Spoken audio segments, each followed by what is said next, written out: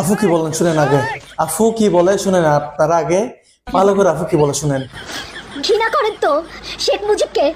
তার ছাপানো যে টাকাগুলো ব্যবহার করতেছেন, কোন মায়ের গর্ভে জন্ম আপনাদের, কোন বাবা জন্ম দিছে, সেই টাকাগুলো ছুঁড়ে ফেলে দেন, চিড়ে ফেলে দেন, জ্বালাই দেন।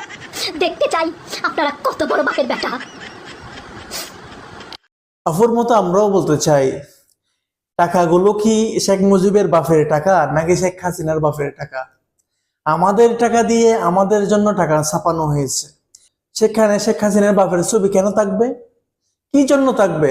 আফু আপনাকে বলতে চাই, খালাম্মা আপনাকে বলতে চাই, বলেন, আপনি বলেন, এই টাকাগুলো কি শেখ মুজিবের বাপের টাকা নাকি শেখ হাসিনার বাপের টাকা নাকি আপনার বাপের টাকা? আমাদের জনগণের টাকা দিয়ে আমাদের জন্য টাকা ছাপানো হয়েছে। আমরা আমাদের দেশের মানুষ কেন শেখ মুজিবের মাথা দিয়ে টাকাগুলো আমাদের জন্য ছাপানো হবে? আগে যারা